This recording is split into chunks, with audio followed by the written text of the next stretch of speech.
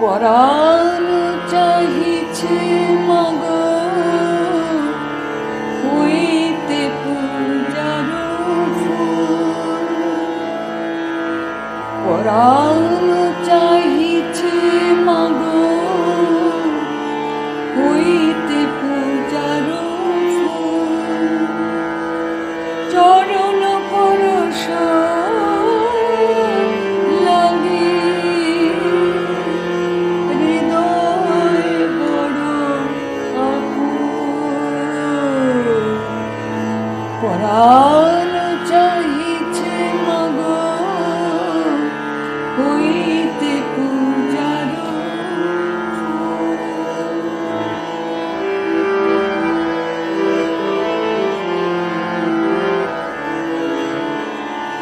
চারু চরণ পূজিতে নিমেষে জীবন দিতে। চারু চরণ পূজিতে নিমেষে জীবন দিতে। নাহি কোনো দ্বিধা চিতে, নাহি কোনো দ্বিধা চিতে, প্রাণে হর বিপুল। পরাণ চাহিছে মাগো হইতে পূজার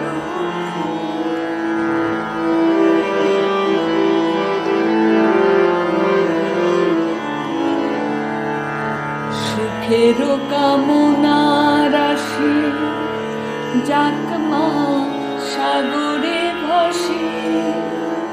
সুখের কামনা রাশি যাক মা সাগরে ভাসি। শ্রীচরণ ভালোবাসি, শ্রীচরণ ভালোবাসি। আর সব হোক ভুল, অনুরাগ রক্ত রাগে যেন এ জীবন জাগে। অনুরাগ রক্ত রাগে যেন এ জীবন জাগে। এ ছেলে মরণে মাগে,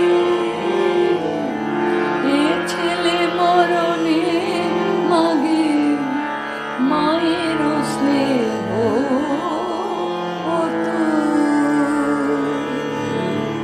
পরাণ চাহিছে মাগো হইতে পূজার ফুল।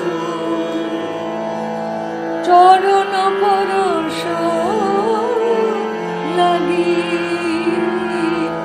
চরণ পরশ লাগি হৃদয় বড় আকুল। পরাণ চাহিছে মাগো, পরাণ চাহিছে মাগো, পরাণ চাহিছে মাগো হইতে পূজার ফুল। নমস্কার। আজ আমরা স্বামী স্বরূপানন্দের পূজার ফুল কবিতাটি নিয়ে কথা বলবো। এটা কিন্তু শুধু একটা কবিতা নয়, এর গভীরে লুকিয়ে আছে এক অসাধারণ আধ্যাত্মিক আরতি। চলুন আমরা একসাথে এই কবিতার গভীরে ডুব দিই আর এর ভেতরের অর্থটা খোঁজার চেষ্টা করি। দেখুন, কবিতার শুরুটাই কি অসাধারণ একটা আকুতি দিয়ে, পরাণ চাহিছে মাগো হইতে পূজার ফুল। মানে ভক্তের মন চাইছে ভগবানের পূজার ফুল হতে। এটা কিন্তু কোনো সাধারণ ইচ্ছে নয়, বুঝলেন? এটা হলো নিজের পুরো অস্তিত্বটাকেই ঈশ্বরের পায়ে সঁপে দেওয়ার একটা তীব্র আকাঙ্ক্ষা। এই দুটো লাইনই যেন পুরো কবিতার মেজাজটা তৈরি করে দেয়। তো কবিতার প্রথম অংশটা হলো ঠিক এই রকমই, এক গভীর আধ্যাত্মিক আকুতির প্রকাশ। এখানে ভক্ত নিজেকে ঈশ্বরের কাছে সঁপে দেওয়ার জন্য প্রথম পা বাড়াচ্ছেন। এটা শুধু ফুল হওয়ার একটা শখ নয়, বরং পূজার ফুল হয়ে ওঠার একটা দৃঢ় সংকল্প। আর এই আকুতিটা যে কতটা তীব্র সেটা পরের লাইনেই কিন্তু একদম পরিষ্কার হয়ে যায়। ভক্তের হৃদয় ছটফট করছে শুধু একটা স্বর্গীয় স্পর্শের জন্য। ভাবুন তো একবার, ঠিক যেন একটা ফুল গাছের ডালে ফুটে আছে, শুধু মন্দিরে দেবতার পায়ে স্থান পাবে বলে। এই যে অধীর অপেক্ষা, এটাই তো ভক্তি প্রথম চিহ্ন। আহ, কি দারুণভাবে এই লাইনটাতে সেই আকুলতাটা ফুটে উঠেছে। চরণ পরশ লাগি হৃদয় বড় আকুল। এখানে বড় আকুল শব্দটা খেয়াল করুন। এটা কিন্তু শুধু একটা সাধারণ অপেক্ষা বোঝাচ্ছে না, এটা বরং এমন একটা অধীর ব্যাকুল প্রতীক্ষার ছবি আঁকছে যা ভক্তের ভেতরটা তোলপাড় করে দিচ্ছে। আচ্ছা, এই আকুলতা থেকে এবার আমরা কবিতার পরের ধাপে এগোচ্ছি। এখানে এসে ওই আকুতিটা যেন আত্মসমর্পণের জন্য এক গভীর ব্যাকুলতায় পরিণত হচ্ছে। মানে এখন ভক্ত শুধু স্পর্শ চাইছে না, সে তার জীবনটাকেই দ্বিধা না করে উৎসর্গ করতে প্রস্তুত। আর ভক্তির এই দিকটা কিন্তু খুব গুরুত্বপূর্ণ। ভক্ত তার জীবন দিতে চায়, ঠিক আছে, কিন্তু তাতে কোনো দুঃখ বা অনিচ্ছা নেই, বরং এক মুহূর্ত দ্বিধা না করে নিমেষে জীবন দিতে সে তৈরি। এই যে তাৎক্ষণিকতা আর এই যে দ্বিধাহীনতা, এটাই তো আসল আত্মসমর্পণের পরিচয়, তাই না? আর এই আত্মসমর্পণের ফলটা কি? প্রাণে হরস বিপুল। ভাবা যায়, জীবন বিলিয়ে দেওয়ার মধ্যে কোনো কষ্ট নেই, বরং আছে এক বিশাল বাঁধ ভাঙ্গা আনন্দ। এখানেই তো ভক্তির এক অসাধারণ রূপ আমরা দেখতে পাই, যেখানে ত্যাগ আর আনন্দ একে অপরের সাথে মিশে এক হয়ে যায়। কিন্তু এই বিপুল আনন্দ পাওয়ার জন্য একটা শর্ত আছে, আর সেটা হলো জাগতিক সব সুখের কামনা ছেড়ে দিতে হবে। মন থেকে আমার সুখ, আমার ইচ্ছা, এইসব ভাবনাগুলোকে মুছে ফেলতে হবে। কবি কি অসাধারণ ভাষায় বলছেন দেখুন, সুখের কামনা রাশি যাক মা সাগরে ভাসি। মানে সমস্ত পার্থিব ইচ্ছে আকাঙ্ক্ষাকে তিনি সাগরে ভাসিয়ে দিতে চান, আর শুধু ঈশ্বরের শ্রীচরণকে আঁকড়ে ধরে এতটাই মগ্ন হতে চান যে বাকি সবকিছু যেন মন থেকে মুছে যায়, ভুল হয়ে যায়। এটাই হলো একনিষ্ঠ ভক্তির আসল পথ। কবিতার এই পর্যন্ত এসে আমরা ভক্তির একটা খুব সুন্দর ছবি পেলাম, তাই তো? কিন্তু শেষ স্তবকটা ওটা আমাদের একটা গভীর প্রশ্নের সামনে এনে দাঁড় করায়। একদিকে বলা হচ্ছে জীবন জেগে ওঠা, আবার অন্যদিকে মরণে চাওয়া। এই যে দুটো আপাতক বিপরীত কথা, এর আসল রহস্যটা কি? চলুন পরের অংশে এই উত্তরটাই খোঁজা যাক। তাহলে এবার আমরা কবিতার সবচেয়ে দার্শনিক আর গভীর স্তরে ঢুকছি। এখানে আমরা দেখব কিভাবে ভক্তি বা অনুরাগ ধীরে ধীরে চেতনার জাগরণে বদলে যায়। শেষ 4টে লাইনের রহস্যটা চলুন উন্মোচন করা যাক। এখানে অনুরাগ রক্তরাগে এই কথাটা কিন্তু খুব গুরুত্বপূর্ণ। অনুরাগ বা ভক্তি এখানে এতটাই তীব্র যে তা যেন ভক্তের জীবনের রক্তস্রোতের সঙ্গে মিশে গেছে, আর সেই ভক্তির রঙেই তার জীবনটা নতুন করে জেগে উঠছে। এটা কোনো সাধারণ জীবনযাপন নয়, এটা হলো এক আধ্যাত্মিক চেতনার জন্ম। এখন আসা যাক সবচেয়ে জটিল আর গুরুত্বপূর্ণ শব্দটায়, মরণ। উপনিষদের দর্শন যদি আমরা দেখি, সেখানে কিন্তু মৃত্যুর দুটো রূপের কথা বলা হয়েছে। একটা হলো আমাদের এই শরীরের মৃত্যু, আর অন্যটা হলো অহংকারের মৃত্যু, মানে আমি এবং আমার এই বোধটা শেষ হয়ে যাওয়া। এই দুই ধরনের মৃত্যুর মধ্যে তফাতটা বোঝা কিন্তু খুব জরুরি। একদিকে আছে শারীরিক মৃত্যু, যা আমাদের জীবনের শেষ, আর অন্যদিকে আছে অহংকারের মৃত্যু, যা আসলে এক নতুন আধ্যাত্মিক জীবনের শুরু। সাধকরা কিন্তু এই দ্বিতীয় মৃত্যুটাকেই চান, কারণ এই আমি বোধটাই ঈশ্বর আর ভক্তের মাঝে একটা দেওয়ালের মতো দাঁড়িয়ে থাকে। তো চলুন এবার উপনিষদের এই গভীর দর্শনটাকে কবিতার শেষ লাইনের সঙ্গে মিলিয়ে দেখি। দেখব কিভাবে এই অহংকারের মৃত্যুই মায়ের অতুলনীয় স্নেহ পাওয়ার একমাত্র উপায় হয়ে ওঠে। কবি যখন বলছেন এ ছেলে মরণে মাগে, তিনি আসলে তার অহংকারের মৃত্যু চাইছেন। কারণটা খুব সহজ। যতক্ষণ এই আমি ভাবটা বেঁচে থাকবে, ততক্ষণ ঈশ্বরের সঙ্গে পুরোপুরি এক হওয়া সম্ভব নয়। এই অহংকারটা যখনই গলে জল হয়ে যায়, তখনই জীব ঈশ্বরের সেই বিশুদ্ধ আর অতুলনীয় স্নেহটা অনুভব করতে পারে। আর ঠিক এই কারণেই কবিতার শেষ দুটো লাইন এখন একটা সম্পূর্ণ নতুন, একটা গভীর অর্থ নিয়ে আমাদের সামনে আসছে। এই শিশু মানে ভক্ত, সে তার অহংকারের মৃত্যুর মধ্যে দিয়ে মায়ের সেই অতুলনীয় স্নেহটা চাইছে, যা কিনা এই পৃথিবীর সমস্ত পাওয়া না পাওয়ার অনেক ঊর্ধ্বে। এটাই ভক্তি সাধনার সর্বোচ্চ পর্যায়। তাহলে পুরো বিষয়টা যদি আমরা এক জায়গায় আনি, এই কবিতা আমাদের কি শেখায়? এটা শেখায় যে ভক্তির পথটা শুরু হয় ঈশ্বরের পায়ে একটা ফুল হওয়ার সহজ ইচ্ছা দিয়ে, তারপর সেটা ধীরে ধীরে দ্বিধাহীন আত্মসমর্পণ আর জাগতিক বাসনা ত্যাগের মধ্যে দিয়ে এগোয়, আর এর শেষ লক্ষ্য হল নিজের অহংকারকে বিসর্জন দিয়ে ঈশ্বরের সঙ্গে এক হয়ে যাওয়া। কিন্তু একটা প্রশ্ন থেকে যায়, আজকের এই ব্যক্তি স্বাতন্ত্র্যের যুগে, যেখানে আমরা সবাই নিজের একটা আলাদা পরিচয় তৈরি করতে দিনরাত ছুটছি, সেখানে নিজেকে বিলীন করে দেওয়ার এই আধ্যাত্মিক পথটা কি আর প্রাসঙ্গিক, নাকি এই পথের মধ্যেই আমাদের আধুনিক জীবনের হাজারো অস্থিরতার কোনো সমাধান লুকিয়ে আছে? এই প্রশ্নটা আপনাদের ভাবনার জন্য রেখে গেলাম। মানে ভাবা যায়, মাত্র 4টে লাইন, কিন্তু তার মধ্যে লুকিয়ে আছে এক গভীর আধ্যাত্মিক যাত্রার পুরো গল্পটা, এক ভক্তের মনের আকাঙ্ক্ষা থেকে শুরু করে একেবারে ঈশ্বরের চরণে নিজেকে সঁপে দেওয়া পর্যন্ত। চলুন তাহলে শুরু করা যাক এই গভীর আলোচনা।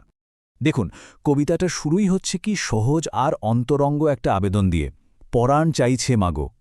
এখানে কোনো রকম জটিলতা নেই, কোনো পাণ্ডিত্য নেই, আছে শুধু মন থেকে একেবারে ভেতর থেকে উঠে আসা একটা সরল আকুতি। পরাণ চাইছে, এই কথাটা দিয়ে এই কবি আমাদের সরাসরি তার ভক্তির জগতে টেনে নিয়ে যাচ্ছেন। তো ভক্তের এই যাত্রার প্রথম ধাপটা হল আত্মার গভীর থেকে উঠে আসা একটা আকুল আরতি। এটা কিন্তু সাধারণ কোনো চাওয়া পাওয়া নয়, এটা তার চেয়েও অনেক অনেক বেশি কিছু। আচ্ছা, এই কবিতার আসল আবেগটা যদি বুঝতে হয় তাহলে আমাদের ভক্তিভাব শব্দটা একটু বুঝতে হবে। ভক্তিভাব আসলে কি? এটা এমন একটা অবস্থা যখন একজন ভক্তের মন তার সবকিছু কেবল ঈশ্বরের প্রেমে ডুবে থাকে। মানে এর মধ্যে থাকে একটা তীব্র ভালোবাসা, একটা আকুলতা, ঈশ্বরের সাথে গভীর, মানে একেবারে আত্মার একটা সংযোগ। আর এই লাইনটা দেখুন, হৃদয় বড় আকুল। এই কথাটার মধ্যে যে গভীরতা আছে তার সাধারণ ইচ্ছা বা চাহিদার থেকে অনেক বেশি। এখানে ভক্তের হৃদয়ের সেই তীব্র ব্যাকুলতাটাই প্রকাশ পাচ্ছে, যা তাকে আধ্যাত্মিক পথে আরও এগিয়ে নিয়ে যাচ্ছে। এরপর কি হচ্ছে? ভক্তের সেই যে একটা বিমূর্ত আকুলতা ছিল, সেটা এবার একটা নির্দিষ্ট রূপ নিচ্ছে। এটাই হলো যাত্রার দ্বিতীয় পর্যায়। এখানে আকাঙ্ক্ষাটা একটা প্রতীকের মধ্যে দিয়ে ফুটে উঠছে। আর সেই প্রতীকটা হল পূজার ফুল। ভক্ত পূজার ফুল হতে চাইছেন, কিন্তু একবার ভেবে দেখুন তো, ঈশ্বরের চরণে একটা পূজার ফুল হয়ে থাকার মানেটা ঠিক কি? এটা শুধু একটা সুন্দর উপমা নয়, এর গভীরে একটা বিশাল দর্শন লুকিয়ে আছে। পূজার ফুল হওয়ার মানে হল ঈশ্বরের খুব কাছাকাছি থাকা। এর মানে নিজের সমস্ত পবিত্রতা, কোনো খাদ ছাড়া ভক্তিটুকু নিবেদন করা, নিজের যা কিছু সেরা, যা কিছু সুন্দর, সেটাকেই উৎসর্গ করা, আর সব শেষে নিজেকে পুরোপুরি নিঃশর্তে বিলিয়ে দেওয়া। এই 4টে জিনিস মিলে কিন্তু একটা নিখুঁত নিবেদন তৈরি হয়। চলুন এবার পরের ধাপে যাই। এখানে নৈকট্যের ইচ্ছাটা আরও তীব্র, আরও গভীর হচ্ছে। এখন শুধু কাছে থাকলেই চলবে না, ভক্তের মন চাইছে একটা সরাসরি, একটা পবিত্র সংযোগ। আর সেই সংযোগটা কি? চরণ পরশ। শ্রীচরণ স্পর্শ করার এই আকাঙ্ক্ষাটা হল ভক্তের বিনয়ের একেবারে চূড়ান্ত প্রকাশ। আমাদের সংস্কৃতিতে দেখুন, গুরু বা ভগবানের পা ছুঁয়ে প্রণাম করাটা শ্রদ্ধা আর কৃপা প্রার্থনার সর্বোচ্চ প্রতীক। ভক্ত এখানে ঠিক সেই পরম প্রাপ্তির জন্যই আকুল হয়ে উঠেছেন। এবার আমরা কবিতার একেবারে ক্লাইম্যাক্সে পৌঁছে গেছি। এই পর্যায়ে এসে ভক্ত জেনে শুনে আনন্দের সাথে নিজের আমিকে, নিজের অহংকে বিসর্জন দিচ্ছেন। লাইনটা হল, সুখের কামনারাশি যাক মা সাগরে ভাসি। কি অসাধারণ কথা! এখানে ভক্ত চাইছেন জাগতিক সুখ পাওয়ার যত ইচ্ছে, যত কামনা, সব যেন সাগরের জলে ভেসে যায়। কারণ তিনি বুঝে গেছেন আসল শান্তিটা জাগতিক সুখে নেই, সেটা অন্য কোথাও আছে। দেখুন, এই স্লাইডে কি দারুণভাবে পার্থক্যটা তুলে ধরা হয়েছে। একদিকে জাগতিক সুখ আর অন্যদিকে ঈশ্বরের প্রতি ভালোবাসা। একটা ক্ষণস্থায়ী, মানে আজ আছে কাল নেই, আর অন্যটা চিরকালীন, শাশ্বত। একটা হলো কিছু পাওয়ার চেষ্টা, আর অন্যটা হলো নিজেকে বিলিয়ে দেওয়ার আনন্দ। আর ঠিক এখানেই তো লুকিয়ে আছে আসল সারমর্মটা, তাই না? এবং সবশেষে আসছে এই চূড়ান্ত ঘোষণা, আর সব হোক ভুল। এটা হলো সম্পূর্ণ আত্মসমর্পণের শেষ কথা। ভক্তের কাছে এখন ভগবানের চরণ ভালোবাসা ছাড়া বাকি যা কিছু আছে সবকিছু অর্থহীন, একটা ভুলের মতো। তো এই পুরো যাত্রাপথটাকে যদি আমরা এক করি, তাহলেই ভক্তির আসল সারমর্মটা খুঁজে পাব। কবিতার চূড়ান্ত বার্তাটা এখানেই লুকিয়ে আছে। সবচেয়ে মজার বিষয়টা কি জানেন? ভালোবাসাটা শুধু এই যাত্রার শেষ লক্ষ্য নয়, ভালোবাসা দিয়েই যাত্রাটা শুরু, আর ভালোবাসা দিয়েই পুরো পথটা চলা। শ্রীচরণ ভালোবাসি, এই একটা অনুভূতি আসলে পুরো কবিতার চালিকা শক্তি। তাহলে সংক্ষেপে যদি পুরো যাত্রাটা দেখি, সেটা এই রকম। প্রথমে আসছে আত্মার গভীর থেকে এক তীব্র আরতি, তারপর আসছে পূজার ফুল হয়ে ওঠার আকাঙ্ক্ষা, এরপরে চরণ স্পর্শের জন্য আকুলতা, আর সবশেষে বাকি সবকিছুকে ভুল জেনে নিজেকে সঁপে দেওয়া। তো আমাদের এই আলোচনা প্রায় শেষের দিকে, কিন্তু শেষ করার আগে একটা প্রশ্ন রেখে যেতে চাই। নিজেকে এইভাবে উৎসর্গ করে দেওয়ার যে অন্তিম ইচ্ছা, এর মধ্যে জীবনের কোন পরম সত্যটা লুকিয়ে আছে বলে মনে হয়? এটা নিয়ে কিন্তু ভাবার অনেক সুযোগ আছে। এমন একটা অদ্ভুত আকাঙ্ক্ষার কথা, মানে একটু কল্পনা করা যাক, যেই আকাঙ্ক্ষাটা পূরণ করতে হলে নিজের অস্তিত্বটাকেই পুরোপুরি মুছে ফেলতে হবে। অস্তিত্ব মুছে ফেলা। হ্যাঁ, মানে নিজের কোনো পরিচয় থাকবে না, নিজস্ব কোনো স্বপ্ন থাকবে না, এমনকি ওই আমি বলে যে একটা স্বাধীন সত্তা আছে না, সেই বোধটুকু আর অবশিষ্ট থাকবে না। আসলে সাধারণত মানুষ তো জীবনের সবকিছু পেতে চায় নিজের অস্তিত্বকে আরও বড় করার জন্য। ঠিক, নিজেকে আরও শক্তভাবে প্রতিষ্ঠিত করার জন্য। কিন্তু যদি চাওয়াটাই হয় নিজেকে সম্পূর্ণ শূন্য করে দেওয়ার। সেটা সত্যি খুব বিরল একটা ভাবনা। একদম। আজকের এই গভীর আলোচনায় আমাদের হাতে এমন একটি উৎস উপাদান রয়েছে যা দৈর্ঘ্যে মাত্র 4টি লাইনের একটা ছোট্ট অংশ। শিরোনাম মন্দির 223। হ্যাঁ, মাত্র কয়েকটা শব্দ। মানে এই মাত্র কয়েকটি শব্দের ভেতরে একটি মানুষের সম্পূর্ণ সত্তাকে বিসর্জন দেওয়ার যে চূড়ান্ত এবং ভয়ঙ্কর সুন্দর একটা মনস্তাত্ত্বিক চিত্র ফুটে উঠেছে, তার সত্যি বিস্ময়কর। তো আজকের এই গভীর আলোচনার উদ্দেশ্যই হল কিভাবে মাত্র 4টি লাইন মানুষের মন, আধ্যাত্মিকতা আর সমর্পণের সবচেয়ে জটিল বিজ্ঞানটিকে এত সহজভাবে ধারণ করতে পারে, তার গভীরে প্রবেশ করা। সাহিত্যের এ ধরনের সংক্ষিপ্ত কিন্তু প্রবল রচনাগুলো আসলে কোনো সাধারণ পাঠ্য নয় আর কি। এগুলো হলো মানব মনের একদম গহীনের কিছু অনুভূতির নিখুঁত ব্লুপ্রিন্ট। ব্লুপ্রিন্ট মানে একটু বুঝিয়ে বলবেন কি? মানে ধরুন, বিশাল কোনো উপন্যাসে হয়তো জীবনের নানা বাঁক নিয়ে বিস্তারিত আলোচনা করা যায়, কিন্তু এই ধরনের ছোট পরিসরের কবিতায় বা গানে অতিরিক্ত কোনো শব্দ ব্যবহারের বিলাসিতা কিন্তু লেখকের থাকে না। হ্যাঁ, তা তো বটেই। প্রতিটি শব্দ সেখানে একটা নির্দিষ্ট দর্শন এবং মনস্তাত্ত্বিক রূপান্তরের এক একটি ধাপ হিসেবে কাজ করে।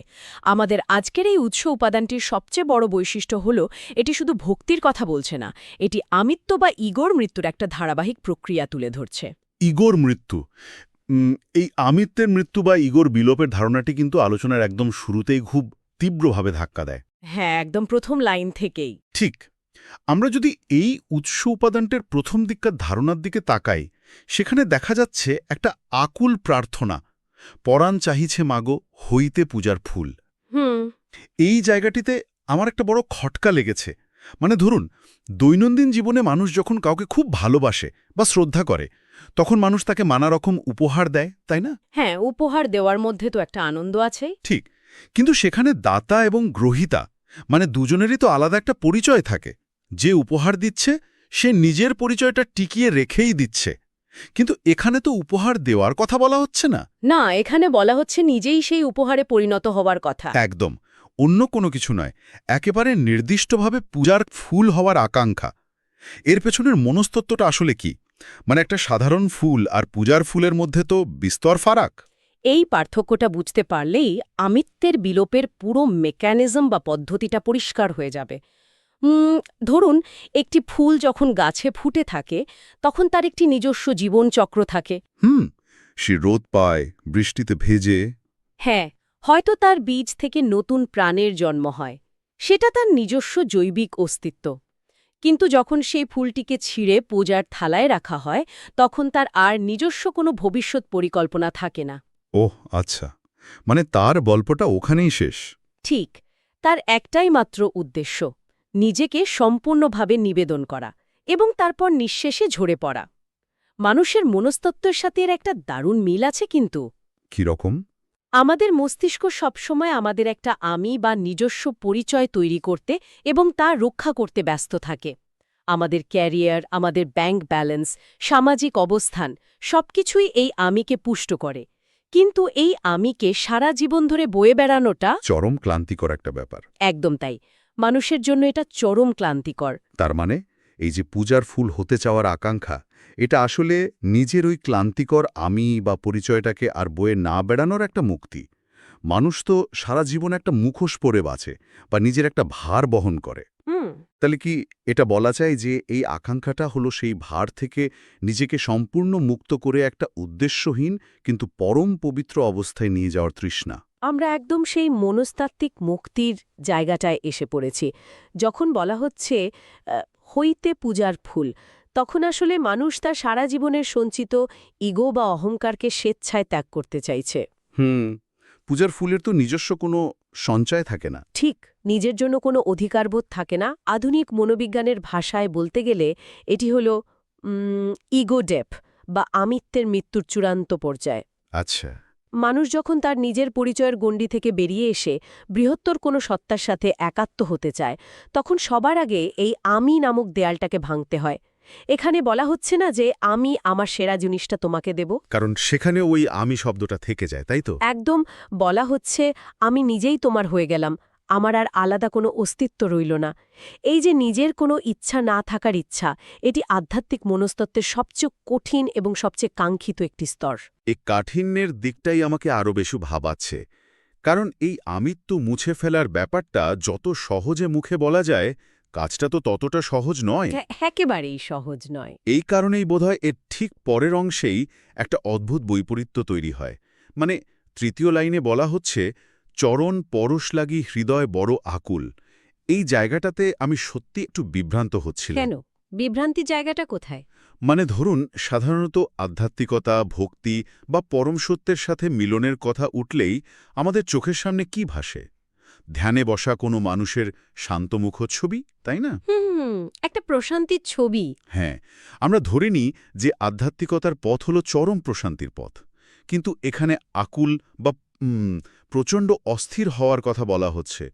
শান্তি পাওয়ার এই যাত্রায় এত তীব্র অস্থিরতা বা বেদনা কেন কাজ করছে? এটা তো অনেকটা স্ববিরোধী মনে হচ্ছে। এই স্ববিরোধিতাটাই হল আধ্যাত্মিক জাগরণের সবচেয়ে বাস্তব রূপ।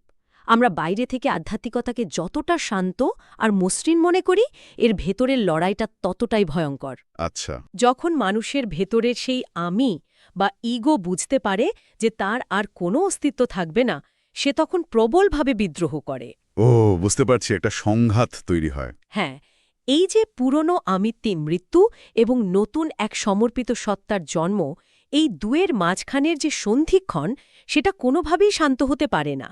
এই আকুলতা বা অস্থিরতা হল সেই রূপান্তরের ঘর্ষণ। চরণ পরশ বলতে এখানে বোঝানো হচ্ছে সেই পরম সত্তার স্বীকৃতি বা চূড়ান্ত একাত্মতা। যতক্ষণ না সেই চূড়ান্ত মিলন ঘটছে, ততক্ষণ হৃদয় দুই জগতের মাঝখানে আটকে থাকে। সে না পারে জাগতিক দুনিয়ায় ফিরে যেতে, না পারে পুরোপুরি আধ্যাত্মিক জগতে বিলীন হতে। ঠিক তাই। এই যে দূরত্বের বেদনা, এটাই হৃদয়কে আকুল করে তোলে। এই দুই জগতের মাঝখানে আটকে থাকার বিষয়টা একটা রূপক দিয়ে হয়তো আরও সহজে বোঝা যেতে পারে। আমার মাথায় একটা চিন্তা আসছে। হ্যাঁ, বলুন না। এটা কি জলের নিচে দম আটকে রাখার মতো কোনো পরিস্থিতির সাথে তুলনীয়? মানে ধরিন, একজন মানুষ জলের নিচে অনেকক্ষণ ধরে ডুবে আছে, তার চারপাশের জল হয়তো খুব শান্ত, কিন্তু তার শরীরের ভেতরে তখন প্রচণ্ড একটা লড়াই চলছে। বাতাসের জন্য লড়াই। হ্যাঁ, তার প্রতিটি কোষ শুধু এক বুক বাতাসের জন্য ছটফট করছে। সেই মুহূর্তে তার কিন্তু কোনো জাগতিক শান্তি বা ধ্যানের অবস্থার কথা মনে পড়বে না। বাতাসের জন্য তার যে তীব্র আকুলতা বা হাহাকার, আর এখানে পরম সত্তার স্পর্শ পাওয়ার যে আকুলতা, এ দুটো মেকানিজম কি কাছাকাছি? এই জলের নিচে দম আটকে রাখার রূপকটা আসলে প্রমাণ করে যে আধ্যাত্মিক তৃষ্ণা কতটা আদিম এবং অকৃত্রিম হতে পারে। তাই? হ্যাঁ, জলের নিচে থাকা মানুষের কাছে যেমন বাতাস কোনো বিলাসিতা নয়, বরং অস্তিত্ব রক্ষার একমাত্র উপায়, ঠিক তেমনি আধ্যাত্মিক যাত্রার একটা নির্দিষ্ট স্তরে পৌঁছানোর পর পরম সত্যের সান্নিধ্য ছাড়া অন্য কোনো কিছুই আর অর্থবহ মনে হয় না। মানে ওটাই একমাত্র বাঁচার উপায় হয়ে দাঁড়ায়। একদম। এই আকুলতা কোনো সাধারণ চাওয়া নয়, এটি হলো এক ধরনের অস্তিত্বগত সংকট। মানুষ যখন উপলব্ধি করে যে পরম সত্তার সাথে একাত্ম হওয়াই তার জীবনের একমাত্র গন্তব্য, তখন সেই গন্তব্যে পৌঁছনোর আগের প্রতিটি মুহূর্ত তার কাছে দমবন্ধ করা যন্ত্রণার মতো মনে হয়। আর এই যন্ত্রণাটাই তাকে সামনের দিকে নিয়ে যায়। ঠিক বলেছেন। এই যন্ত্রণা বা আকুলতা আসলে নেতিবাচক কিছু নয়, এটি হল সেই চালিকা শক্তি যা তাকে জাগতিক সমস্ত মায়া থেকে ছিন্ন করে সামনের দিকে ঠেলে দেয়। জাগতিক মায়া থেকে ছিন্ন হওয়ার এই মেকানিজম নিয়েই তাহলে আমাদের পরবর্তী ধাপে প্রবেশ করতে হবে, কারণ জলের নিচ থেকে উপরে উঠে আসার জন্য বা সেই পরম স্পর্শ পাওয়ার জন্য একটা বড় শর্ত তো পূরণ করতে হয়। হ্যাঁ, ত্যাগের শর্ত। একদম, আর তা হল ত্যাগ। এই উৎস উপাদানে সেই ত্যাগের কথা খুব চমৎকারভাবে বলা হয়েছে ৪র্থ লাইনে, সুখের কামনা রাশি যাক মা সাগরে ভাসি। আমার কাছে এই পরিস্থিতিটাকে একটা বিশাল জাহাজের বিপদে পড়ার মতো মনে হয়। মানে ধরুন একটা জাহাজ সমুদ্রের বুকে প্রবল ঝড়ের মুখে পড়েছে আর ডুবতে বসেছে। এখন গন্তব্যে পৌঁছতে হলে বা অন্তত ডুবে যাওয়ার হাত থেকে বাঁচতে হলে জাহাজের ক্যাপ্টেনের প্রথম কাজ কি? মালপত্র ফেলে দেওয়া। হ্যাঁ, জাহাজে যত অতিরিক্ত ভারী মালপত্র আছে, যেগুলো হয়তো অনেক দামি, কিন্তু এই মুহূর্তে প্রাণ বাঁচানোর চেয়ে বেশি দামি তো নয়, সেগুলোকে সমুদ্রে ফেলে দিতে হয়। আধ্যাত্মিক গন্তব্যে পৌঁছানোর ক্ষেত্রে আমাদের মনের ভেতরে জাগতিক সুখের মোহগুলো কি সেই জাহাজের ভারী মালপত্রের মতোই কাজ করে? জাহাজের এই ভারী মালপত্রের উদাহরণটা আমাদের বিবর্তনবাদ আর মনস্তত্ত্বের একটা বড় সত্যকে সামনে নিয়ে আসে। এই যে কামনা রাশি বা বাসনার স্তূপ, এগুলো আসলে কি? মানে আমাদের চাওয়া পাওয়া আর কি। হ্যাঁ, মানুষের মস্তিষ্ক বিবর্তনগতভাবেই এমনভাবে তৈরি যে সে সবসময় সঞ্চয় করতে চায়। সম্পদ, ক্ষমতা, নিরাপত্তা, সুখ সবকিছু সে জমিয়ে রাখতে চায়। এই জমানোর প্রবণতাই তাকে আদিম যুগে টিকে থাকতে সাহায্য করেছিল। কিন্তু এখন সেটা বাধা হয়ে দাঁড়াচ্ছে। একদম। আধ্যাত্মিকতার ক্ষেত্রে এই জমানো জিনিসগুলোই সবচেয়ে বড় বাধা হয়ে দাঁড়ায়। যখন কেউ পরম সত্যের পথে হাঁটতে চায়, তখন তার এই সারা জীবনের জমানো ভারী মালপত্র বা কামনা রাশি তার গতিকে মন্থর করে দেয়, তাকে ডুবিয়ে দিতে চায়। তাই সেই গন্তব্যে পৌঁছাতে হলে এই বোঝাগুলোকে ফেলে দেওয়া ছাড়া আর কোনো উপায় থাকে না। কিন্তু এখানে ফেলে দেওয়ার ধরনটা আমার কাছে খুব অবাক করার মতো লেগেছে। কেন? সাধারণত আমরা যখন কোনো খারাপ অভ্যাস, লোভ বা মোহ থেকে মুক্তির কথা শুনি, তখন সেখানে একটা ধ্বংসাত্মক মনোভাব থাকে। বলা হয় কামনাকে পুড়িয়ে ছাই করে দাও বা লোভকে ধ্বংস করো। একটা যুদ্ধের মতো। হ্যাঁ, কিন্তু এখানে ধ্বংস করার কোনো কথা তো নেই। বলা হচ্ছে যাক মা সাগরে ভাসি।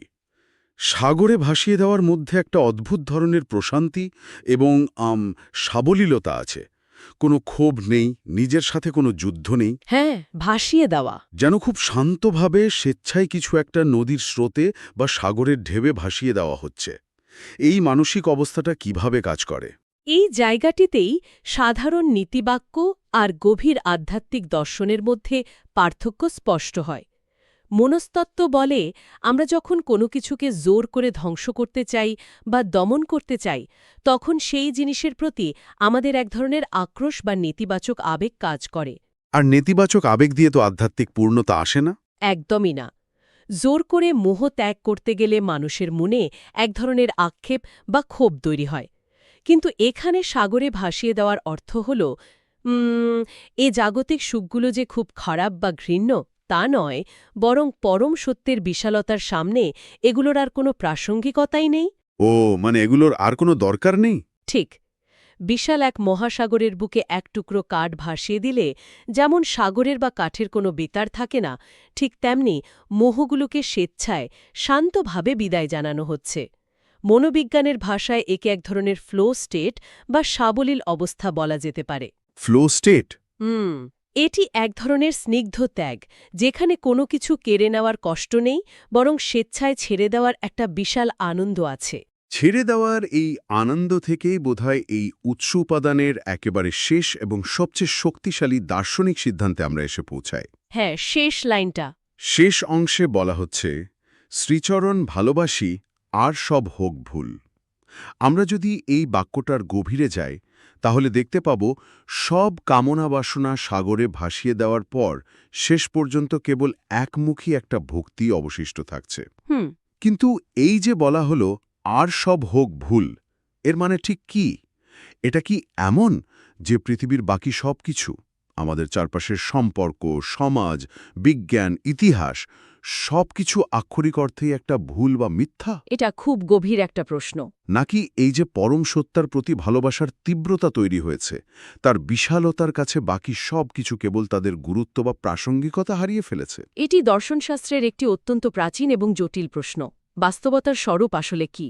যখন বলা হচ্ছে আর সব হোক ভুল, তখন এর অর্থ এই নয় যে জাগতিক বিশ্বব্রহ্মাণ্ডের অস্তিত্ব মিথ্যা বা চারপাশের মানুষের কোনো বাস্তব অস্তিত্ব নেই, তাহলে বরং এটি মানুষের উপলব্ধির বা পারসেপশনের একটি সম্পূর্ণ নতুন স্তর। মানুষের মন কিভাবে বাস্তবতাকে উপলব্ধি করে তা নিয়ে একটু ভাবা যাক।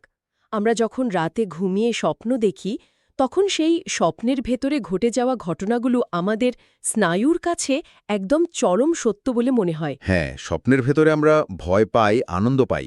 ঠিক, কিন্তু সকালে যখন ঘুম ভাঙে তখন আমরা বুঝতে পারি যে সেটা একটা ভিন্ন মানসিক অবস্থা ছিল, আর এখনকার জাগ্রত বাস্তবতার কাছে সেই স্বপ্নের ঘটনাগুলো সম্পূর্ণ অর্থহীন বা ভুল।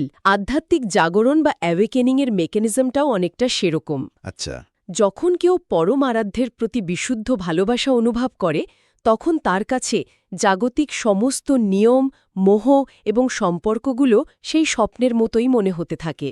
তার মানে এই মনস্তাত্ত্বিক পরিবর্তনটা অনেকটা সকালে সূর্য ওঠার মতো একটা ব্যাপার। সূর্য ওঠার মতো। হ্যাঁ, মানে ধরুন যখন আকাশে সূর্য ওঠে তখন আকাশের কোটি কোটি তারা কিন্তু ধ্বংস হয়ে যায় না, তারা নিজেদের জায়গাতেই থাকে। ঠিক। শুধু সূর্যের এত তীব্র আলোর কাছে তারাগুলো আর নিজেদের অস্তিত্ব জানান দিতে পারে না, তারা পুরোপুরি ফিকে হয়ে যায়। পরম সত্তার প্রতি এই যে প্রেম বা ভক্তি, তার আলো কি এতটাই তীব্র যে আমাদের দৈনন্দিন জীবনের ছোট ছোট সত্যগুলো বা চাওয়া পাওয়াগুলো সেখানে পুরোপুরি ঢাকা পড়ে যায়, বা কবির ভাষায় সেগুলো ভুল বলে মনে হতে থাকে? অসাধারণ! এই নাক্ষত্রিক রূপকটি এখানকার দর্শনের সাথে দারুণভাবে মানানসই। ঠিক এই প্রক্রিয়াটি ঘটে মানব মনে। এখানে ভালোবাসাটাই একমাত্র ধ্রুব সত্য, বা সেই সূর্যের আলো হয়ে দাঁড়িয়েছে। জাগতিক বাকি সবকিছুকে ভুল বা অপ্রয়োজনীয় বলে মেনে নেওয়ার মাধ্যমেই কেবল সে পরম সত্তার উপলব্ধি সম্পূর্ণ হয়। মানুষের মস্তিষ্ক কিন্তু একসাথে একাধিক বিষয়কে সমান গুরুত্ব দিয়ে ধারণ করতে পারে না। হ্যাঁ, ফোকাস তো এক জায়গাতেই থাকে। ঠিক, যখন আমি বলে আর কিছু থাকে না, কামনা বলে আর কিছু থাকে না, তখন কেবল একটিমাত্র সম্পর্কই পুরো মস্তিষ্ক এবং অস্তিত্বকে দখল করে নেয়। আরাধ্য এবং ভক্তির মধ্যকার সেই সম্পর্ক যেখানে ভক্ত সম্পূর্ণভাবে নিজেকে বিলীন করে দিয়েছেন। এটি কেবল একটি আবেগ নয়, এটি হল অস্তিত্বের একটি সম্পূর্ণ প্যারাডাইম শিফট বা আমূল পরিবর্তন। এই প্যারাডাইম শিফট বা আমূল পরিবর্তনের ধারণাটা সত্যি আমাদের দৈনন্দিন চিন্তাভাবনার সীমানাকে অনেক দূর পর্যন্ত প্রসারিত করে দেয়। আমরা এই গভীর আলোচনায় মাত্র 4টে লাইনের মধ্যে দিয়ে কি এক অবিশ্বাস্য মনস্তাত্ত্বিক যাত্রা করলাম আজকে। হ্যাঁ, সত্যি একটা দারুণ যাত্রা। আমরা শুরু করেছিলাম আমিত্ব মুছে ফেলার এক আকাঙ্ক্ষা দিয়ে, যেখানে নিছক কোনো উপহার নয় বরং নিজেকেই একটি পূজার ফুল হিসেবে নিবেদন করার কথা বলা হয়েছে। এরপর আমরা দেখলাম সেই পবিত্র রূপান্তরের জন্য মানব মনের ভেতরে তীব্র ঘর্ষণ বা আকুলতা, যা ধ্যানের শান্ত ধারণাকে ভেঙে দিয়ে এক অস্তিত্বগত সংকটের কথা বলে। এবং সেই অস্তিত্বগত সংকট কিভাবে মানুষকে প্রস্তুত করে তার সারা জীবনের জমানো ভারী কামনা রাশিকে স্বেচ্ছায় ও শান্তভাবে বিশাল সাগরে ভাসিয়ে দিতে। একদম। কোনো আক্রোশ ছাড়া পরম প্রশান্তিতে বা ফ্লো স্টেটে মোহগুলোকে বিদায় জানানোর এই মেকানিজমটি ছিল সত্যি ভাবনার মতো। আর সবশেষে আমরা পৌঁছালাম উপলব্ধির সেই চূড়ান্ত স্তরে, যেখানে পরম সত্তাকে ভালোবাসার কারণে পৃথিবীর বাকি সমস্ত কিছু, সমস্ত জাগতিক সত্য একটি অর্থহীন স্বপ্নে বা ভুলে পরিণত হয়। একটি সম্পূর্ণ নতুন স্তরের বাস্তবতায় জেগে ওঠার এই পুরো যাত্রাটি আমাদের মনে করিয়ে দেয় যে সত্যিকারের সমর্পণ কেবল কিছু পাওয়ার আশায় হয় না, বরং নিজের সবকিছু হারানোর মাঝেই এর আসল সৌন্দর্য লুকিয়ে থাকে। এই ছোট উৎস উপাদানটি আমাদের সামনে এক বিশাল আয়না ধরে। এটি বাধ্য করে আমাদের জীবনের সঞ্চয়গুলোর দিকে তাকাতে এবং ভাবতে যে আমরা যে পরিচয় আর আকাঙ্ক্ষাগুলো আঁকড়ে ধরে বেঁচে আছি, চূড়ান্ত সত্যের সামনে তার ওজন আসলে কতটুকু। একদম ঠিক কথা। কিন্তু এই পুরো মনস্তাত্ত্বিক এবং দার্শনিক বিশ্লেষণের পর আমার মনে একটা অদ্ভুত এবং একটু অস্বস্তিকর প্রশ্ন জাগছে, যা আমি আজকের এই গভীর আলোচনার শেষে শ্রোতাদের জন্য একটা চিন্তার খোরাক হিসাবে রেখে যেতে চাই। কী প্রশ্ন? আমরা দেখলাম যে সত্যিকারের সমর্পণের অর্থই হল জাগতিক আর সবকিছুকে ভুল বলে ভুলে যাওয়া, নিজেকে পূজার ফুলের মতো নিঃশেষে বিলিয়ে দেওয়া। কিন্তু একটু ভাবা যাক, যিনি এই চূড়ান্ত আধ্যাত্মিক স্তরে পৌঁছে গেছেন, যার কাছে এই পৃথিবীর সমস্ত সুখ দুঃখ নিয়মকানুন কেবলই একটা ভুল বা স্বপ্নের মতো, তিনি কি আর কখনো সাধারণ মানুষের মতো এই দৈনন্দিন পৃথিবীর সাথে স্বাভাবিক কোনো সম্পর্ক রাখতে পারেন? এটা সত্যিই ভাবার মতো বিষয়। তাই না? নাকি এই পরম পূর্ণতা তাকে আমাদের এই পরিচিত কোলাহলমুখর মানব সমাজ থেকে চিরতরে বিচ্ছিন্ন করে দেয়? পূজার থালায় রাখা সেই পবিত্র ফুলটির পক্ষে কি আর কখনো সাধারণ বাগানের মাটিতে ফিরে আসা সম্ভব? এই প্রশ্নটি আমাদের সবার ভাবনার জন্য রয়ে গেল। ধরুন, হঠাৎ যদি এমন একটা কথা ওঠে যে আমরা এই মুহূর্তে পুরোপুরি ঘুমিয়ে আছি, রূপক অর্থে বা ক্লান্তির কারণে নয়, মানে চেতনাগত বা আধ্যাত্মিক দিক থেকে আমরা সম্পূর্ণ অচেতন। হ্যাঁ, মানে এটা শোনা মাত্রই একটা ধাক্কা লাগে। একদম। প্রতিদিন সকালে ধরুন ওই কড়া কফির মগে চুমুক দিয়ে বা প্রচণ্ড জোরে বাজতে থাকা অ্যালার্মের শব্দে আমরা হয়তো ভাবি যে আমাদের ঘুম ভেঙেছে, দিনের শুরু হয়েছে। কিন্তু আজ আমরা এমন একটি বিষয় নিয়ে এই বিশেষ গভীর আলোচনায় বা বলা যায় আমাদের আজকের এই তথ্য অনুসন্ধানে প্রবেশ করতে যাচ্ছি, যা আমাদের বলছে এই তথাকথিত জাগরণের পরেও আমরা আসলে এক ধরনের ঘরের মধ্যেই বেঁচে আছি। রাইট, একটা অদ্ভুত ইলিউশন। ঠিক। আমাদের আজকের আলোচনার ভিত্তি হল the radiance of motherhood and Vedic devotion নামক একটি অসামান্য উৎস, আর সেখান থেকে আমরা বেছে নিয়েছি স্বামী স্বরূপানন্দ পরমহংসদেবের লেখা মাত্র 4 লাইনের একটি স্তবক। এই 4টে লাইন শুনতে খুব সাধারণ মনে হলেও এর ভেতরে জীবন, মৃত্যু এবং মহাজাগতিক অস্তিত্বের এমন কিছু মেকানিজম বা প্রক্রিয়া লুকিয়ে আছে যা আমাদের প্রচলিত চিন্তাভাবনাকে পুরোপুরি উল্টে দিতে পারে। বিষয়টা সত্যিই খুব কৌতূহলোদ্দীপক। আমি তো বলবো এই স্তবকটি অনেকটা একটা উচ্চ ক্ষমতা সম্পন্ন জিপ ফাইলের মতো। Zip file? আচ্ছা। হ্যাঁ, মানে বাইরে থেকে দেখলে মনে হবে ছোট্ট একটা ফোল্ডার, নিছকই একটা ভুক্তিগীতি। কিন্তু যখন আমরা এর ভেতরের দর্শনগুলোকে আনজিপ করতে শুরু করব, তখন দেখব এর ভেতরে গোটা উপনিষদের একটা বিশাল দার্শনিক কাঠামো লুকিয়ে আছে। শুধু তাই নয়, আধুনিক মানুষের মনস্তত্ত্ব, আমাদের ওই আইডেন্টিটি ক্রাইসিস এবং চূড়ান্ত নিরাপত্তার খোঁজ, এই সবকিছুই এই 4টে লাইনের মধ্যে অত্যন্ত সুনিপুণভাবে গাঁথা রয়েছে। আর আমাদের আজকের মিশনটাই হলো সেই জিপ ফাইলটাকে আনজিপ করা। লাইনগুলো নিয়ে আমরা শুধু আক্ষরিক আলোচনা করব না, বরং বোঝার চেষ্টা করব কেন এবং কিভাবে এই দর্শন কাজ করে। কবিতাটি হল অনুরাগ রক্তরাগে যেন এ জীবন জাগে, এ ছেলে মরণে মাগে মায়ের স্নেহ অতুল। অসাধারণ কিছু লাইন। হ্যাঁ, আমরা লাইন ধরে ধরে এগোবো না, বরং এর পেছনের মূল ধারণাগুলো নিয়ে কথা বলবো। তবে শুরুতে আমার একটা বিষয় খুব অদ্ভুত লাগছে। বলুন। ওই যে আমরা যে একটু আগে ঘুম বা ঘোরের কথা বলছিলাম, স্তবকের শুরুতেই বলা হচ্ছে অনুরাগ রক্তরাগে যেন এ জীবন জাগে। মানে জীবন জাগানোর জন্য বা এই ঘুম ভাঙানোর জন্য কোনো বাহ্যিক অ্যালার্ম নয়, বরং অনুরাগ বা গভীর ভক্তির কথা বলা হচ্ছে। হ্যাঁ, ঠিক তাই। আমি যদি এটাকে আধুনিক প্রযুক্তির সাথে তুলনা করি, ধরুন আমাদের স্মার্টফোনগুলো সাধারণত একটা বেসিক মোডে চলে, যেখানে আমরা শুধু সাধারণ কাজগুলো করতে পারি। কিন্তু ভেতরে একটা লুকানো ডেভেলপার মোড থাকে, যেটা আনলক করলে ফোনের আসল ক্ষমতা বোঝা যায়। এই অনুরাগ কি অনেকটা সেই ডেভেলপার মোড আনলক করার পাসওয়ার্ডের মতো? দারুণ। এই উপমাটা বিষয়টির অন্তর্নিহিত অর্থ বোঝার জন্য একদম পারফেক্ট। ঠিক কিভাবে কাজ করে এই অনুরাগ তা বুঝতে হলে আমাদের আগে বুঝতে হবে উপনিষদিক দর্শনে ঘুম বলতে আসলে কি বোঝায়। হ্যাঁ, সেটা একটু ভেঙে বলুন। দেখুন, আধুনিক জীবনে আমরা প্রতিনিয়ত কেরিয়ার, অর্থ, সামাজিক মর্যাদা বা ধরুন ওই সোশ্যাল মিডিয়া লাইকস এগুলোর পেছনে ছুটছি। উপনিষদ বলছে এই যে জাগতিক মোহ বা মায়ার পেছনে ছুটে চলা, এটাই হলো আত্মার ঘুলন্ত অবস্থা। মানে আমরা ভাবছি আমরা খুব অ্যাক্টিভ, কিন্তু আসলে আমরা ঘুমিয়ে আছি। একদম। আমরা ভাবছি আমরা খুব ব্যস্ত, কিন্তু আসলে আমাদের ভেতরের আসল আমি বা কেন্দ্রবিন্দুটা অচেতন হয়ে আছে। আর অনুরাগ হলো সেই ডেভেলপার মোড আনলক করার প্রক্রিয়া। তবে এখানে অনুরাগ শব্দটাকে খুব সাধারণভাবে ভালোবাসা হিসেবে দেখলে চলবে না। রাইট, সাধারণ প্রেম বা ভালোবাসা নয়। না না, এটি হলো পরম সত্তার প্রতি এক প্রগাঢ়, নিঃশর্ত এবং তীব্র মনোযোগ বা ভক্তি। তার মানে এটা কোনো প্যাসিভ বা নিষ্ক্রিয় অনুভূতি নয়।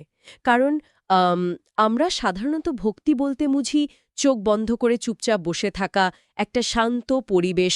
কিন্তু এখানে শব্দটা ব্যবহার করা হয়েছে রক্তরাগ, অর্থাৎ রক্তের মতো গাঢ় লাল। ঠিক ধরেছেন।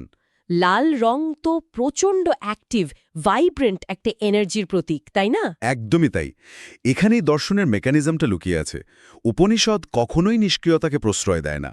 রক্তরাগ দিয়ে বোঝানো হচ্ছে এমন এক তীব্র আবেগের স্ফুরণ যা মানুষের ভেতরে সমস্ত জড়তা, সমস্ত স্ট্যাটিক বা নয়েজকে ধুয়ে মুছে পরিষ্কার করে দেয়। স্ট্যাটিক নয়েজ মানে ওই রেডিওর মতো? হ্যাঁ, ধরুন যদি আমরা ব্রেনের ফ্রিকোয়েন্সির দিক থেকে ভাবি, আমাদের মন সারাদিন হাজারটা জাগতিক চিন্তায় এফএম রেডিওর স্ট্যাটিক নয়েজের মতো শব্দ করতে থাকে। অনুরাগ হলো সেই ডায়ালটা ঘুরিয়ে ঠিক সঠিক ফ্রিকোয়েন্সিতে নিয়ে আসা। ও আচ্ছা, যেখানে আর কোনো নয়েজ নেই। রাইট, যেখানে শুধু একটা পরিষ্কার স্পষ্ট সুর বাজছে। যখন সেই ফ্রিকোয়েন্সিটা ম্যাচ করে যায়, কেবল তখনই আত্মা বুঝতে পারে যে সে এতকাল একটা ঘোরের মধ্যে ছিল। আর এই উপলব্ধিটাই হলো প্রকৃত অর্থে জীবন জাগা। এই ফ্রিকোয়েন্সি ম্যাচ করার বিষয়টা খুব যৌক্তিক মনে হচ্ছে, কারণ যতক্ষণ আমরা ভুল ফ্রিকোয়েন্সিতে থাকি আমরা ভাবি ওই স্ট্যাটিক নয়েজটাই বোধহয় আসল গান। হ্যাঁ, আমাদের কাছে সেটাই তখন রিয়ালিটি। ঠিক, কিন্তু একবার পরিষ্কার সুরটা শুনতে পেলে তখন আর পুরনো জায়গায় ফিরে যাওয়া যায় না। কিন্তু এর পরের স্তবকে এমন একটা মোড় আসে যা আমার কাছে খুব সাংঘর্ষিক মনে হয়েছে। কোন জায়গাটা?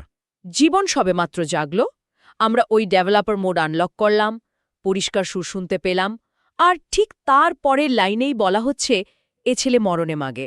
মানে ব্যাপারটা খুব অদ্ভুত না? হ্যাঁ, আপাতদৃষ্টিতে অদ্ভুত তো বটেই। পার্টি সবে শুরু হলো, আমরা জীবনের প্রকৃত অর্থ বুঝতে পারলাম, আর তখনই কিনা মৃত্যুর কথা চলে এলো। মৃত্যুর মতো একটা চরম সমাপ্তি যা আমাদের সবকিছু কেড়ে নেয়। সেখানে দাঁড়িয়ে হঠাৎ করে নতুন কিছু চাওয়ার বা ওই মগার প্রশ্ন আসছে কেন? এই জায়গাটাতেই স্বামী স্বরূপানন্দ পরমহংসদেবের আসল মুন্সিয়ানা এবং উপনিষদের সবচেয়ে চ্যালেঞ্জিং কিন্তু যুগান্তকারী চিন্তাধারাটাও এখানেই লুকিয়ে আছে। আমাদের বুঝতে হবে যে মৃত্যু নিয়ে আমাদের আধুনিক জাগতিক ধারণা আর উপনিষদের ধারণার মধ্যে আকাশ পাতাল তফাত। মানে আমরা যেভাবে মৃত্যুকে দেখি উপনিষদ সেভাবে দেখে না। একদম না। আমরা মৃত্যুকে দেখি একটা ফুল স্টপ হিসেবে, একটা চূড়ান্ত সমাপ্তি। কিন্তু বৈদিক দর্শনে মৃত্যু কোনো ফুল স্টপ নয়, এটি একটি কমা মাত্র। এটি হলো অস্তিত্বের এক রূপ থেকে অন্য রূপে রূপান্তর। কিন্তু মজার ব্যাপার হলো মৃত্যু সমাপ্তি না হওয়া সত্ত্বেও মানুষ মৃত্যুকে এত ভয় পায় কেন? কারণ মৃত্যু আমাদের আইডেন্টিটি বা পরিচয়কে কেড়ে নেয়। মানে ধরুন আমি সারা জীবন ধরে কষ্ট করে একটা পরিচিতি তৈরি করেছি, আমি একজন প্রফেশনাল, আমি কারো বন্ধু, আমি এই সমাজের একজন নাগরিক, আমার একটা ব্যাংক ব্যালেন্স আছে। রাইট। মৃত্যু তো এক নিমেষে এই সমস্ত লেবেল বা ট্যাগগুলোকে মুছে দেয়। এটা তো একটা চরম আইডেন্টিটি ক্রাইসিস বা পরিচয়ের সংকট। ঠিক ধরেছেন। মৃত্যুর আসল ভয়টা শারীরিক নয়, মানসিক। এটি হলো আমাদের ইগো বা অহংকারের বিলুপ্তি। মৃত্যুর মুহূর্তে আমাদের সমস্ত জাগতিক পরিচয়, সম্পদ, ক্ষমতা সবকিছু খুসে পড়ে। আত্মা তখন একেবারে রিক্ত, শূন্য একটা অবস্থায় গিয়ে দাঁড়ায়। একটা ব্ল্যাঙ্ক স্লেট বলতে পারেন। হ্যাঁ, কিন্তু খেয়াল করে দেখুন, আমরা এর আগের লাইনেই অনুরাগ বা তীব্র ভক্তির কথা আলোচনা করছিলাম। যে মানুষটি তার জীবনকাল জুড়ে তীব্র ভক্তি বা অনুরাগের চর্চা করেছে, সে আসলে প্রতিদিন একটু একটু করে তার নিজের ইগো বা অহংকারকে বিসর্জন দেওয়ার প্র্যাকটিস করেছে। ভক্তি মানেই তো সমর্পণ। ও আচ্ছা, তার মানে ভক্তি বা অনুরাগ হলো অনেকটা ইগো ডেথ বা অহংকার বিলুপ্তির একটা রিহার্সাল। দারুণ বলেছেন, একদম একটা রিহার্সাল। যে মানুষটা প্রতিদিন তার অহংকারকে সরিয়ে রেখে পরম সত্তার কাছে নিজেকে সমর্পণ করতে শিখেছে, মৃত্যু তার কাছে আর নতুন কোনো ভয়ঙ্কর কিছু নয়। কারণ মৃত্যুর সময় যে ইগোটা জোর করে কেড়ে নেওয়া হতো, সে তো নিজের ইচ্ছাতেই সেই ইগোকে অনেক আগেই ছেড়ে দিয়েছে। চমৎকার বিশ্লেষণ। ঠিক এই কারণেই যে জীবন অনুরাগের আলোয় একবার জেগে উঠেছে, সেই জীবন মৃত্যুকে আর ভয় পায় না। কারণ তার কাছে হারানোর মতো কোনো মিথ্যে পরিচয় বা ইগো আর অবশিষ্ট নেই। সে বুঝতে পারে যে এই রূপান্তরটা একটা স্বাভাবিক মহাজাগতিক প্রক্রিয়া। একটা ট্রানজিশন মাত্র। ঠিক। আর ঠিক এই রিক্ততার মুহূর্তে, যখন কোনো ইগো নেই, কোনো জাগতিক লেবেল নেই, তখন আত্মা তার সবচেয়ে বিশুদ্ধ, সবচেয়ে আদিম অবস্থায় ফিরে যায়। এবং সেই অবস্থাতেই সে তার চূড়ান্ত প্রার্থনাটি করে। এ ছেলে মরণে মাগে, মায়ের স্নেহ অতুল। কিন্তু এখানেই আমার আরেকটা প্রশ্ন জাগছে। আমরা সারা জীবন ধরে নিজেদের একজন স্বাধীন, স্বয়ংসম্পূর্ণ প্রাপ্তবয়স্ক মানুষ হিসেবে গড়ে তোলার চেষ্টা করি। আমরা চাই না কারোর ওপর নির্ভর করতে। হ্যাঁ, আমাদের আধুনিক জীবনের সেটাই তো লক্ষ্য। অথচ জীবনের শেষ মুহূর্তে চূড়ান্ত রূপান্তরের সময় সেই আত্মা স্বর্গ, মোক্ষ বা মহাবিশ্বের কোনো পরম জ্ঞান চাইছে না। সে চাইছে একেবারে একটা শিশুর মতো হয়ে গিয়ে মায়ের স্নেহ। উপনিষদের মতো এত গভীর, এত জটিল একটা দর্শন যা মহাবিশ্বের সৃষ্টিতত্ত্ব নিয়ে কথা বলে, তা শেষ পর্যন্ত একজন মায়ের স্নেহের কাছে এসে থামছে কেন? খুব সুন্দর একটা পয়েন্ট তুলেছেন। আর এই মা বলতে ঠিক কী বোঝানো হচ্ছে? আমরা তো নিশ্চয়ই এখানে আমাদের জন্মদাত্রী মায়ের কথা বলছি না, তাই না?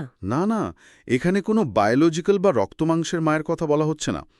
এটিকে বুঝতে হলে আমাদের উৎসের মূল theme the radiance of motherhood বা মাতৃত্বের জ্যোতির দিকে তাকাতে হবে। উপনিষদে পরম ব্রহ্ম বা পরম সত্তাকে কিভাবে সংজ্ঞায়িত করা হয়েছে সেটা আগে একটি সহজ করে বোঝা দরকার। হ্যাঁ, প্লিজ বুঝিয়ে বলুন। পরম ব্রহ্ম মানে মেঘের ওপর বসে থাকা কোনো ঈশ্বর নন। এটি হলো সেই অসীম, নিরাকার, অপরিমেয় মহাজাগতিক শক্তি যা থেকেই পুরো ব্রহ্মাণ্ডের সৃষ্টি এবং যার মধ্যে সবকিছু বিলীন হয়ে যায়। কিন্তু এই নিরাকার অসীম শক্তির বিষয়টা তো শুনতেই বেশ ভয়ঙ্কর বা কোল্ড মনে হয়। মানে একটা বিশাল, সীমাহীন গাণিতিক সমীকরণ বা মহাশূন্যের মতো। হ্যাঁ, ঠিক, একটা শূন্যতা। এর মধ্যে তো কোনো উষ্ণতা বা ব্যক্তিগত সংযোগ নেই। একটা আত্মা যখন তার সমস্ত ইগো হারিয়ে এই বিশাল অসীমতার সামনে গিয়ে দাঁড়াবে, তখন তো তার অস্তিত্বটাই একটা প্রবল ভয়ের মুখে পড়বে। আর ঠিক এই ভীতিটাকে দূর করার জন্যই ভেদিক ডিভোশন বা বৈদিক ভক্তির উদ্ভব। বৈদিক ভক্তি এই বিশাল, অসীম এবং আপাতদৃষ্টিতে শীতল মহাজাগতিক শক্তিকে একটা মনস্তাত্ত্বিক ফ্রেমওয়ার্ক বা কাঠামোর মধ্যে নিয়ে আসে। মনস্তাত্ত্বিক ফ্রেমওয়ার্ক? সেটা কি রকম? ধরুন, মানুষ তার অনুভূতির জগতে সবচেয়ে নিরাপদ বোধ করে কোথায়? মায়ের কোলে। একজন মায়ের ভালোবাসাই হলো মানুষের চেনা একমাত্র নিঃশর্ত আশ্রয়, যেখানে কোনো পারফরমেন্সের চাপ নেই, কিছু প্রমাণ করার তাগিদ নেই। বৈদিক ভক্তি যখন সেই অসীম পরম ব্রহ্মকে মাতৃরূপে কল্পনা করে, তখন সেই মহাশূন্য বা ভয়েড আর ভয়ের জায়গা থাকে না, তা একটি মাতৃগর্ভ বা উম্বে পরিণত হয়। মাই গড! মহাশূন্য তখন আর ভয়ের জায়গা থাকে না, তা মাতৃগর্ভে পরিণত হয়। এটা অভাবনীয় একটা চিন্তাধারা। হ্যাঁ, এটি হলো আত্মার জন্য চরম মনস্তাত্ত্বিক নিরাপত্তা বা সাইকোলজিক্যাল সেফটির জায়গা। তার মানে মায়ের স্নেহ অতুল বলতে সেই মহাজাগতিক মনস্তাত্ত্বিক নিরাপত্তার কথাই বলা হচ্ছে, যার সাথে অন্য কোনো কিছুর তুলনা চলে না। কারণ দেখুন, জাগতিক সমস্ত সম্পর্কের মধ্যে একটা দেওয়া নেওয়ার হিসাব থাকে। আমাকে ভালো হতে হবে, আমাকে সফল হতে হবে, তবেই সমাজ আমাকে গ্রহণ করবে। হ্যাঁ, একটা কন্ডিশনাল ব্যাপার থাকে সব জায়গা। রাইট? কিন্তু এই রেডিয়েন্স অফ মাদারহুড বা বিশ্বজনীন মাতৃত্বের জ্যোতির কাছে কোনো শর্ত নেই। আত্মা জানে তার সমস্ত ব্যর্থতা, সমস্ত দুর্বলতা নিয়ে সে সেখানে সম্পূর্ণ নিরাপদ। একদম। এবং এই কারণেই কবিতায় ব্যবহৃত ছেলে শব্দটা এত গুরুত্বপূর্ণ। ছেলে মানে এখানে সন্তান হিসেবে বলা হচ্ছে। ঠিক। খেয়াল করবেন, স্বামী স্বরূপানন্দ পরমহংসদেব এখানে বলেননি যে এ সাধক মরণে মাগে বা এ জ্ঞানী মরণে মাগে।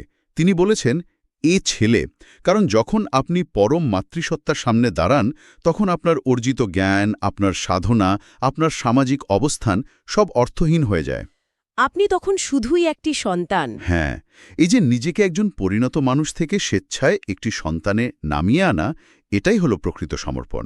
মৃত্যুর মুহূর্তে আত্মার আর অন্য কোনো কিছুর প্রয়োজন হয় না, শুধু প্রয়োজন হয় এই নিশ্চয়তাটুকুর যে তাকে নিঃস্বার্থভাবে গ্রহণ করা হচ্ছে। এই বিষয়টা আমাদের আধুনিক জীবনের চরম প্রতিযোগিতার সাথে মেলালে একটা দারুণ বৈপরীত্য তৈরি হয়। আমরা প্রতিনিয়ত প্রমাণ করার চেষ্টায় দৌড়াচ্ছি যে আমরা কতটা পরিণত, কতটা সক্ষম। সারাক্ষণ একটা বর্ম পড়ে আছি আমরা। ঠিক, এই দৌড়াতে দৌড়াতে আমরা ভেতরে ভেতরে ভীষণ ক্লান্ত হয়ে পড়ি। আমাদের ভেতরে সবসময় একটা ভয় কাজ করে, যদি আমি ব্যর্থ হই তাহলে কি আমাকে কেউ মনে রাখবে? এই কবিতাটা যেন সেই ক্লান্তির একটা নিখুঁত অ্যান্টিডোট বা প্রতিষেধক। একদমই তাই। এটি বলছে, দিনের শেষে বা জীবনের শেষে তোমার এই ভারী বর্মটার আর কোনো দরকার নেই। তুমি জাস্ট একটা বাচ্চা হয়ে সেই পরম অসীমতার কোলে ফিরে যেতে পারো, যে অসীমতা তোমার দিকে কোনো বিচারকের মতো নয়, বরং একজন স্নেহময়ী মায়ের মতো তাকিয়ে আছে। এটাই এই দর্শনের সবচেয়ে সুন্দর দিক। আর জানেন তো, এটি কেবল মৃত্যুর পরের কথা বলে না, মানে জীবনের ক্ষেত্রেও এটা প্রযোজ্য। অবশ্যই, বরং যে মুহূর্তে অনুরাগ বা ভক্তির মাধ্যমে আপনার জীবনের প্রকৃত জাগরণ ঘটে, আপনি সেই মুহূর্ত থেকে এই মাতৃত্বের জ্যোতি বা রেডিয়েন্স অফ মাদারহুডের উপস্থিতি অনুভব করতে শুরু করেন। মানে ওই যে ডেভেলপার মোড আনলক করার পর থেকে। রাইট? তখন জীবনের প্রতিটি লড়াই, প্রতিটি সংগ্রাম আর আগের মতো ভয়ঙ্কর মনে হয় না, কারণ আপনি জানেন আপনার মাথার ওপর একটা চূড়ান্ত সেফটি নেট বা সুরক্ষা বলয় রয়েছে। এই বোধ মানুষকে এক অভাবনীয় মানসিক প্রশান্তি দেয়, যা যে কোনো জাগতিক সাফল্যের চেয়ে অনেক বড়। আমরা এতক্ষণ ধরে যে গভীর স্তরগুলো উন্মোচন করলাম, তা সত্যি ভাবনার অনেকগুলো নতুন দরজা খুলে দেয়। একটা 4 লাইনের কবিতা যে আমাদের সাইকোলজি, আমাদের আইডেন্টিটি এবং অস্তিত্বের এত গভীরে আঘাত করতে পারে, তা না দেখলে বিশ্বাস করা কঠিন। হ্যাঁ, স্বামী স্বরূপানন্দ পরমহংসদেবের লেখার জোরটাই এখানে। একদম। আমরা যদি পুরো যাত্রাপথটাকে একবার পেছন ফিরে দেখি, আমরা শুরু করেছিলাম একটা ঘুমন্ত অবস্থা থেকে, যেখানে জাগতিক মোহই ছিল আমাদের একমাত্র বাস্তবতা। তারপর আমরা দেখলাম কিভাবে অনুরাগ বা তীব্র ভক্তি একটা সঠিক ফ্রিকোয়েন্সির মতো আমাদের সেই ঘুম ভাঙিয়ে দেয়। হ্যাঁ, আমাদের ব্রেনের নয়েজটা ক্লিয়ার করে দেয়। রাইট। এরপর আমরা মুখোমুখি হলাম মৃত্যুর মতো চরম পরিচয়ের সংকটের। কিন্তু সেখানেও আমরা দেখলাম ভক্তি কিভাবে আমাদের ইগো বা অহংকারকে আগেই বিসর্জন দিতে শেখায়, যাতে মৃত্যু আর কোনো ভয়ের কারণ না থাকে। আর সবশেষে আমরা খুঁজে পেলাম সেই পরম ব্রহ্ম বা মহাজাগতিক শক্তিরূপী মায়ের কোল, যা শূন্যতাকে মাতৃগর্ভে পরিণত করে আমাদের চূড়ান্ত মনস্তাত্ত্বিক নিরাপত্তা দেয়। চমৎকার সামারি। এবং এই পুরো প্রক্রিয়াটি প্রমাণ করে যে দর্শন মানেই প্রাচীন পুঁথিতে লেখা কিছু অবাস্তব কথা নয়, এটি হলো মানুষের মনের ভয়, সংশয় এবং একাকিত্বকে দূর করার এক অত্যন্ত প্রায়োগিক বিজ্ঞান। একদম। স্বামী স্বরূপানন্দ পরমহংসদেবের এই স্তবকটি আমাদের মনে করিয়ে দেয় যে আমরা যতই জটিলই হই না কেন, আমাদের চূড়ান্ত গন্তব্য এবং শান্তি লুকিয়ে আছে সেই নিঃশর্ত সমর্পণ এবং মাতৃরূপী অসীমতার কাছে ফিরে যাওয়ার মধ্যেই। এই দীর্ঘ যাত্রার শেষে এসে আমার মাথায় একটা নতুন চিন্তা ঘুরপাক খাচ্ছে। আমরা আলোচনা করলাম যে পরম সত্তার নিঃশর্ত ভালোবাসাকে বোঝার জন্য আমরা তাকে মাতৃরূপে কল্পনা করি। আমাদের জাগতিক মায়ের স্নেহ বা প্রাত্যহিক জীবনে দেখার নিঃশর্ত ভালোবাসার মুহূর্তগুলো কি তবে শুধুই সাধারণ আবেগ, খুব ইন্টারেস্টিং একটা প্রশ্ন। নাকি যখনই আমরা আমাদের চারিপাশে কাউকে নিঃশর্তভাবে ভালোবাসতে দেখি, হতে পারে সেটা একজন মায়ের তার সন্তানের প্রতি বা কোনো মানুষের অন্য কোনো মানুষের প্রতি, তখন কি আমরা আসলে সেই মহাজাগতিক রেডিয়েন্স অফ মাদারহুডেরই একটা ছোট্ট আণবিক স্তরের ঝলক দেখতে পাই না? মানে একটা রিফ্লেকশন? হ্যাঁ, এই পৃথিবীর প্রতিটি নিঃস্বার্থ স্নেহের মুহূর্তই কি তবে সেই অসীম পরম বৈদিক শক্তির এক একটি ক্ষুদ্র সংস্করণ, বা বলতে পারেন গ্লিচ ইন দ্য ম্যাট্রিক্স নয়, যা আমাদের বারবার সেই চূড়ান্ত নিরাপত্তার কথা মনে করিয়ে দেয়? ওয়াও, এটা কিন্তু দারুণ একটা ভাবনার জায়গা। এই প্রশ্নটা আজ আমাদের সবার নিজেদের মতো করে ভাবার জন্য রেখে গেলাম। আমাদের চারপাশে সাধারণ জীবনের ভেতরেই হয়তো লুকিয়ে আছে সেই অসীম মহাজাগতিক মাতৃসত্তার অতুলনীয় স্নেহ, শুধু আমাদের ফ্রিকোয়েন্সিটা ঠিক জায়গায় টিউন করার অপেক্ষা। আজ এটুকুনিই ভাবুন।